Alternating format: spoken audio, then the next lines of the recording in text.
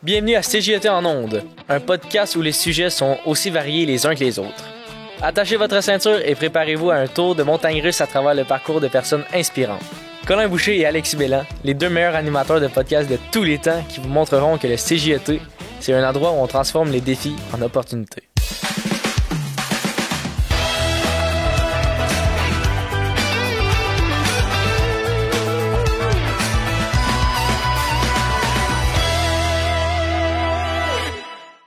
Aujourd'hui, nous accueillons Alexandra Généreux, une jeune dynamique du Témiscamingue au parcours inspirant. Bonjour Alexandra, comment vas-tu? Très heureux de t'accueillir aujourd'hui. Très heureuse de vous rencontrer aussi, ça va très bien, merci. Toi Colin, ça va-tu bien? Toujours. Bon, on a des bonnes nouvelles. Oui. Donc, on va commencer avec ça. C'est qui Alexandra Généreux? Comment tu te définirais? Qu'est-ce que tu fais dans la vie? Puis parle-nous un peu de ton parcours. Oh, méchante bonne question, ça. Ça part bien. Je dirais c'est quelqu'un de vraiment très sportif, dynamique, drôle, qui en a toujours ben trop à raconter, qui commence quelque part, puis ça va finir 4 heures plus tard, puis on n'a pas fini. Je là, vois t'sais. genre. C'est ça. Fait que t'as beaucoup d'énergie dans la vie. Absolument, Okay. absolument. Puis là, aujourd'hui, t'as apporté un objet. Ouais. Alors, c'est quoi cet objet-là? Puis pourquoi ça te représente? Moi, j'ai amené un sifflet. OK. Parce que quand tu commences à devenir prof d'édu, tu vis pas sans ton sifflet. Ouais. Si t'as pas... Moi, personnellement, j'ai rencontré plusieurs profs d'édu, puis il y en avait plusieurs qui m'ont dit la même chose. Quand t'as pas ton sifflet, tu te sens tout nu. Ah. Fait que j'ai mon sifflet, je me sens pas tout nu présentement, ça va très bien. Bon. Puis ça fait combien de temps, mettons, que t'es prof d'édu, là? Ça fait... je suis pas prof d'édu encore, il me manque un an pour être officiellement prof d'édu. J'ai mon TEC fait que ça va aller. Mais c'est ça, il me manque un an. L'année prochaine, je vais faire mon dernier stage à Rivière-des-15, en principe, si tout va bien. OK. C'est ça, après Puis, ça. Tu penses aller où, justement, après? J'aimerais vraiment ça revenir au Témiscamingue. OK, Ouais. ben justement, à Rivière-des-15 ou école Ouais, c'est secondaire ou école primaire? Notre bac nous permet de faire les deux. Justement, on fait autant de primaire que secondaire. Ils nous enseignent vraiment à faire les deux à 100%. Présentement, je te dirais que je suis plus primaire. Je parlerai pas trop pour pas essayer de me faire voler ma place, mais j'aime bien ça le primaire.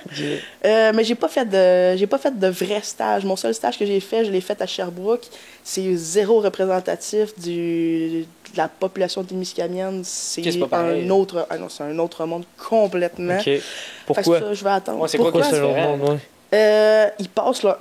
je sais pas si j'ai le droit de dire ça ici, là, mais je trouve qu'ils passent leurs élèves dans le tamis, ça n'a aucun bon sens. Je trouve qu'au Témiscamingue, on va avoir un groupe, il va être mixte. On va avoir des leaders positifs, on va avoir des leaders négatifs. Nos leaders positifs, la plupart du temps, sont encore plus forts que nos leaders négatifs. Ils vont tirer le groupe vers le haut. Fait on va toujours avoir un groupe qui est mélangé, mais qui va finir par se tenir et qui va avoir de l'allure, tandis que là-bas, ils ont tellement passé leurs élèves dans le tamis qu'ils ont des groupes de santé globale, des groupes de sport-études. Leur sport-études, ils leur font passer des tests. Les santé globales aussi, ils leur font passer des tests, savoir si ils ont des bonnes notes, des bons comportements, nanana. Fait qu'ils passent tellement dans le tamis qu'ils ont leur relève étoile dans les groupes. Après ça, t'as ceux du milieu. Puis c'est triste à dire, mais t'écoutes les profs parler, puis ils appellent les sans-hommes, ceux qui sont dans le groupe régulier. Là. Ouais. Moi, quand je les entends dire ça, le cœur m'a fendu en deux. J'ai fait, voyons, voir que tu peux te retrouver dans le groupe des sans-hommes. Ouais. Genre les personnes normales qui ont juste genre, d'autres passions. Exactement. Ta passion, toi, c'est d'aller faire des arts, c'est d'aller voir la culture, c'est d'écrire, c'est de faire partie d'un groupe de lecture. Écriture, peu importe, cinéma. Moi, j'ai fait un deck en cinéma avant de faire mon bac à Sherbrooke en éducation physique. J'aurais été une sans-âme pour eux autres. Là. Ben beau qu'au secondaire, je passais ma vie dans le gymnase. On m'appelait même pas à l'intercom, on allait me chercher directement au gymnase. Il n'y avait même pas question de chercher, il était là, c'est sûr. Okay. Mais si j'étais pas là, j'étais dans l'auditorium. Tu sais, je faisais un peu des deux. Mais eux autres, là-bas, sont tellement passés dans le tamis que te faire dire que t'es un sans-âme parce que toi, t'as pas envie de faire du ballon. Ballon sur l'heure du midi, t'as pas de fun à faire du ballon tout le temps. Autant la fin de semaine que le soir, ça te tente pas. Toi, ça te tente de faire de l'écriture, de la lecture, de la peinture. Ouais, c'est ça. C'est venu te chercher, là. C'est un sans-âme. J'ai fait, voyons. Moi, je suis 50-50, ok, un petit peu plus sport, là, mais ça a fait ouch. Mais justement, tu sais, t'as dit que t'as été tu voulais aller dans le cinéma. Exact. Depuis combien de temps, mettons, que... Qu'est-ce qui t'a fait changer d'avis, toi? Moi, mettons, quand je suis revenue, je savais pas tout ce que je voulais faire, puis j'étais comme, m'aller dans quoi qui m'intéresse, je vais aller au cégep. Dans quoi qui m'intéresse, mettons le DEC en cinéma, c'est un prix universitaire. Fait qu'après ça, ça t'ouvre des portes pour faire plein d'autres choses, puis en même temps, c'est pas perdu parce que tu peux travailler là-dedans direct en sortant. Fait que je me suis dit, c'est jamais perdu. J'ai commencé là-dedans, puis je me suis dit, je vais faire ça parce que j'aime l'art dramatique. Moi, l'art dramatique, c'était vraiment une de mes passions au secondaire avec Dominique aussi. Fortin. Là. Ouais, exactement. Là. Voilà. Moi, les pièces de théâtre, au début, j'étais comme, je suis pas tant bonne dans l'impro, mais quand tu me donnes un texte, apprendre un texte par cœur, puis le modifier, puis l'apprendre, puis l'intégrer, mettons, je suis comme, ça rentre, puis je suis comme, là, je tripe vraiment à créer mon personnage, prendre la peau de mon personnage, j'adore ça. Fait que je me suis dit, je vais aller en cinéma, je vais faire ça, puis après ça, anyway, si je vais aller plus loin, parfait, j'ai mon 2 ans de deck, je peux aller plus loin. Si je vais arrêter là puis travailler dans quelque chose, je peux le faire aussi, parfait, je fais ça. Puis là, ben c'est ça, j'ai parti avec ça, puis c'est ça, là. Fait que, on a entendu dire, par exemple, que tu avais vécu une grosse épreuve dans ta vie. Ouais. Est-ce que tu peux un peu nous en parler de ce qui s'est passé? Ouais, c'est ça. J'étais en secondaire 4 quand que ça a commencé à mal filer. Je me rappelle, j'étais dans un cours de maths, puis il y avait une fille en arrière de moi, je me suis reviré, puis j'ai fait des fois, là, toi, ça te pogne-tu les mal de tête, t'as comme le cerveau qui voudrait te fendre, puis t'as le cerveau qui voudrait te faire écraser. Elle me regarde, puis elle fait non. T'étais seul. Non, j'étais comme tout seul dans mon mood. Fait que j'ai fait, c'est peut-être pas normal. Puis après ça, les journaux ont commencé à défiler. Je filais pas pantoute. J'allais le matin parce que j'avais pris mes sciences enrichies, mes maths enrichies. J'allais juste faire ces 2 cours-là. Après ça, je retournais chez nous, je me couchais, ça filait pas pantoute. Puis là, c'est ça. De fil en aiguille, ça a fini par débouler que j'ai eu mon diagnostic, que j'ai eu un cancer du cerveau stade 2, un cancer des os stade 4, et un caillot au cerveau, puis une méningite. Mais c'est ça, un après l'autre, peut-être pas tout en même temps, mais je les ai quand même tous eus en même temps. Là. Puis, mettons, Ouais. comment tu l'as vécu? Là? T'es une fille en secondaire 4, là, puis ben, pas du jour au lendemain, mais tu sais, ça t'arrive comme ça. Comment tu te sentais? Mettons que ça a été un coup de masse en plein front. Mais le pire là-dedans, là, je pense que c'est parce que j'ai pas eu une réaction normale comme une personne qui connaît la chose. Moi, je sais pas en tout c'est quoi un cancer. Les cancers, c'est ça. C'est les autres qui ont ça. C'est pas moi qui ai ça dans la vie. Là. Fait que, quand j'ai eu la nouvelle au téléphone, je me suis mis à broyer parce que j'allais pas pouvoir faire ma saison de volleyball. Ah, ok, ouais. Moi, j'ai aucune idée c'est quoi, mettons, à vivre avec un cancer. Ils me disent, tu vas arriver, tu vas être là pour 2 mois. 2-3 mois, on va être à Ottawa, puis on va te traiter. Puis après ça, en principe, c'est censé bien aller. Bon, parfait. J'ai mon suivi de traitement, tout ça, parfait. J'ai mon plan. Fait que je me dis, je vais être triste, là, je vais manquer ma saison de volleyball. Moi, c'est pour moi, en gros, je sais pas c'est quoi le cancer. J'ai aucune idée c'est quoi tout ça. Fait que moi, bien en peine de ne pas pouvoir faire mon volley. Je ne vivais que pour le volleyball. J'en mangeais. Fait que de ne pas pouvoir le faire, ça a été ce qui m'a arraché le cœur. Puis arrivé là-bas, ben, j'ai eu encore je fais mes valises et tout ça. J'arrive à Ottawa. Arrivé là-bas, ils me disent, ben finalement, ça sera pas pour 2-3 mois. On va être ici plutôt pour un 6 à 8 mois. Ouch. Si c'est pas un an, j'ai fait OK. Ça a changé, là. Non, c'est ça. Là, mettons, c'est là que j'ai comme. C'est plus arrivé là-bas, en ayant les médecins autour, en étant dans un hôpital, que là, tu sais, j'ai plus compris l'ampleur que ça avait, puis l'impact que ça allait avoir. C'est plus là que ça m'a ramassé pour de vrai, mettons. Là. Est-ce que tu connaissais les risques, mettons, de Zéro toutes ces puis une barre. affaires-là? Zéro puis une barre. Les médecins, ils en ont caché une bonne partie, mettons, je te dirais. Parce qu'ils nous en ont raconté. Ils nous disaient, mettons, les grosses lignes, puis tout. Puis à la fin, ils nous disaient... C'est là que j'apprenais que j'aurais pu y passer plusieurs fois. Parce que tous les diagnostics qu'ils nous donnaient, tu sais, ils nous racontaient ça de la belle façon, que comme... Tu sais, en nous racontant que ça allait être positif, puis tout ça. Puis c'est à la fin, qu'il dit, moi, ben finalement, on savait pas si ça allait passer à travers, là. Tabarouette. J'ai fait, OK, tu vois, je savais pas que je pouvais mourir, moi, là. Vous me l'avez pas dit, là. Non, c'est ça, tu sais, je suis comme, OK, ça, c'était pas les étapes que ça vous tentait de me raconter, pas pantoute, là. Okay. Fait que, c'est pour ça que j'ai comme... C'est juste à la fin que tu l'as su. Exactement. Moi, il était comme... Toutes les fois qu'il rentrait dans ma chambre, il disait, parfait, ça va bien, non. Fait que là, j'étais comme, bon, écoute, tu sais, ils ont l'air de trouver que ça va bien. Mais c'est à la fin qu'ils m'ont dit, mais c'est parce qu'avec ce que tu avais, c'était impressionnant que tu ailles aussi bien, mettons. Parce que c'est pas rare que quand j'étais à Norbé, les médecins rentraient dans ma chambre, ils venaient me voir, ils me disaient rien, pas en tout, ils ressortaient, il retournait lire le dossier une deuxième fois, puis il re-rentrait, puis il faisait tu réalises-tu qu'est-ce que t'as, mettons?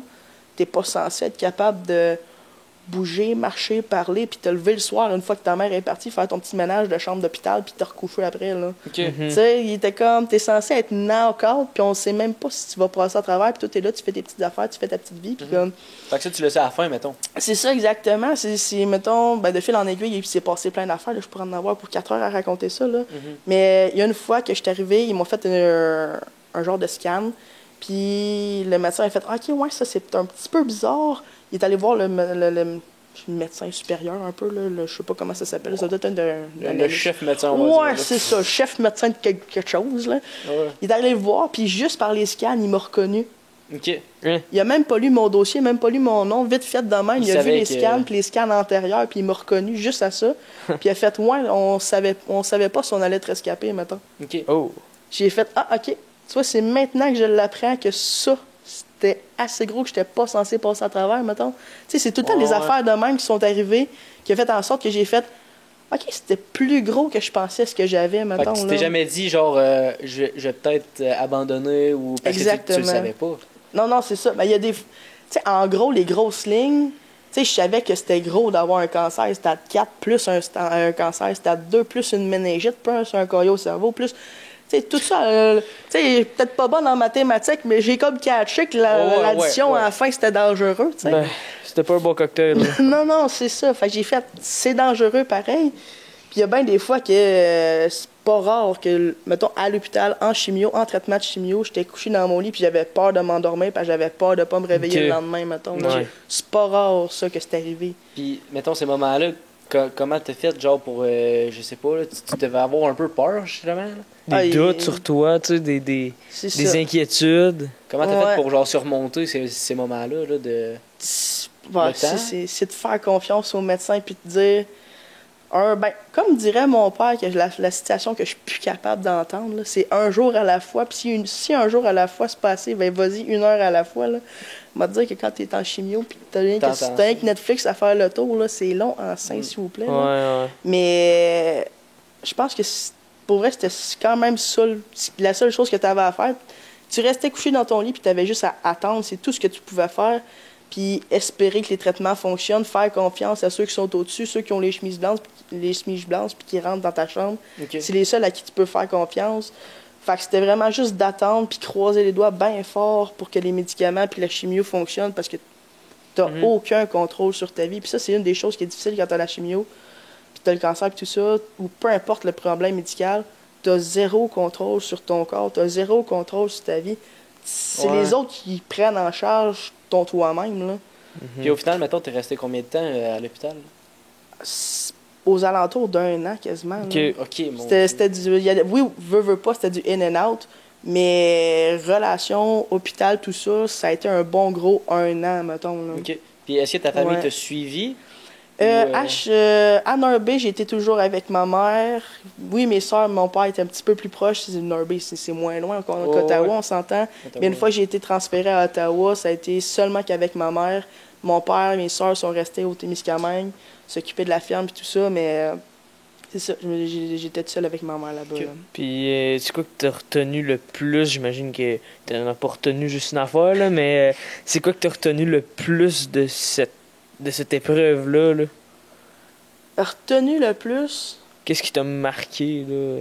Ben, je te dirais que, mettons, vite fait de même, à chaque fois que j'ai une épreuve dans ma vie, le mon TECFE, là, ça a été vraiment difficile de le passer. À toutes les fois qu'à l'université ou un cours ou peu importe, ou vie sentimentale ou name it, là, je me dis, j'ai quand même passé à travers 2 cancers, un caillot au cerveau puis une méningite. Je me dis qu'écoute, après avoir vécu ça, je pense que la petite peine d'amour on the side, c'est rien à comparer à ça.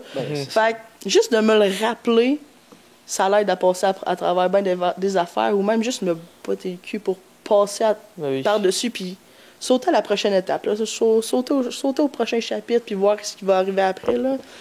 Parce que ça aurait pu arrêter de être là. Tu vis au jour le jour. Là. Exactement. T'es quand même combattante. Là. Ouais, quand même un petit peu. Un peu. Puis, mettons, avec tout ça, c'est quoi ta plus grande fierté? D'avoir survécu, je pense, mais c'est surtout, mettons, Ok, ça va être quétaine à dire, là. Mais. Dis-le quand même. On est prêt. On a tout entendu. D'avoir, mettons, avoir eu un gros problème de santé comme ça, Mhm. puis de réutiliser ce problème de santé-là pour s'assurer que, mettons, tu sais, j'étudie dans le domaine de la santé. Ben, c'est peut-être pas infirmière, quoi que ce soit, mais tu sais, le nom du bac, c'est bac en enseignement à l'éducation physique et à la santé. Fait que Oh, le ouais. côté et à la santé, je le trouve important parce qu'ils m'ont souvent dit à l'hôpital, une chance que tu es en forme, une chance que tu as fait beaucoup de sport, puis une chance que tu as vraiment été en bonne shape parce que sans doute que c'est ça qui a fait en sorte que tu es encore en vie aujourd'hui parce que pas avoir fait tout ça, tu serais clairement pas ici aujourd'hui. OK. OK. Fait que je pense que c'est génétique puis physiquement être en forme. Fait que je pense que c'est une des affaires que je veux quand même rapporter aux jeunes de tu sais, tiens-toi en forme. Tu sais jamais ce qui peut t'arriver en Mhm. Tu peux jamais savoir ce qui va t'arriver, là. Tu sais, ça peut t'arriver demain, t'as 8 ans. J'ai été dans un hôpital pour enfants. là. Il y en avait qui étaient naissants, ils étaient même pas nés encore, qui avaient des diagnostics, là. Oh, Fait qu'à ouais. quel point c'est important, autant pour le parent de s'occuper de son enfant, autant que c'est important pour le jeune, lui-même, au secondaire, au primaire, de comme tranquillement l'apprendre. Fait que je pense que c'est une des raisons que oui, c'est quétaine de le dire, mais que comme t'es prof d'édu, t'as un job à faire, puis comme fais-la au complet à 110% pour être sûr que comme ils puissent Tout le monde passer à bouge, travers puis si ouais. jamais ça vient qu'à leur arriver eux autres aussi, tu sais. Mhm. Bon, c'est le temps du bruit spécial. C'est quoi ça, Alexis? Bon, c'est les questions en rafale. Colin, justement, il est plus proche de toi. Il va te donner des petits papiers. Le monde choisit toujours mon côté. Ouais. Bon, fait que c'est ça. Il va te donner des petits papiers et des questions dessus. On aimerait ça que tu les lis à voix haute. Tu fasses une réponse quand même rapide, mais complète. Donc, justement, tu peux prendre une question. C'est des questions pas tant sérieuses. Ok. Bon. Quelle est la chose la plus étrange que vous ayez jamais mangée ou étiez-vous quand vous l'avez essayé? Oh Mike, ça c'est excellent. À l'Uni, ok, j'ai exactement la réponse parfaite pour ça. Ça, j'aime ça entendre ça. À l'université, tu sais, il y en a qui font des trips de pain d'affaires, là. Nous autres, notre cohorte, notre gang d'amis, il y a un de nos amis qui, lui, il est inou. Puis il a rapporté du beluga qu'il avait pêché, il avait chassé chez eux. Oh, c'est ça, devait être une Il série. avait rapporté un petit morceau parce qu'il avait donné ça, aux aînés puis tout ça, qu'il n'y avait pas nécessairement Ouais. voyons. De beluga. Pas de beluga, mais qu'il n'y avait pas de petits-enfants ou de famille pour leur en apporter. Fait que lui, il a décidé de faire une bonne action de sa personne, puis il a donné aux personnes qui n'avaient pas les moyens d'aller le chasser ou qui n'étaient plus assez en forme, fait que pour les nourrir. Puis il en avait rapporté un petit bout à Sherbrooke, puis il a fait « C'est ma fête, à soir, on sort ça, on le fait dégeler. Hey. Fait qu'il a pogné un bout de beluga, il l'a fait dégeler, ça sentait le parmesan à grandeur Le de parmesan. ça sentait le parmesan, ça sentait le fromage à grandeur de l'appart. Puis on a goûté à ça. Oh my. C'est bon. C'est comment? Oh, c'est ça la question, c'est comment? C'est tellement schwinker, là. C'est Ah, tellement comme ouais. du rubber, mais un peu gluant, là. Ah. Oh my. Mais Plus jamais ou? Plus jamais. Est-ce que ça passe avec du ketchup? Eh ben, du ketchup. Ok. Ben, moi, personnellement, il aurait fallu que je cale la bouteille, là. Ok. Mais- C'était pas une belle expérience. Non, c'est ça. Lui, il en mangeait ça, puis il disait que c'était vraiment genre un élément de luxe, puis tout ça. Mais moi, personnellement, ça a rentré, ça a failli ressortir. Ça Ok. Au moins 2-3 fois avant que ça finisse par passer le moton, là, tu sais. Bah, Puis je ouais, l'ai ouais. descendu avec mon restant de canette, là. Oui. Ça a pas, Évidemment. On connaît. ouais, on connaît le beluga. Oui. Ben, pas moi. Évidemment. Si vous pouviez voyager dans le temps et donner un seul conseil à votre moi plus jeune, quel serait ce conseil et à quel âge vous le donneriez-vous? De continuer de faire du sport, on s'entend, rester Ouais. en forme et tout ça, parce que sinon j'aurais pas passé au travers, ça c'est certain. Mais être capable de dire non.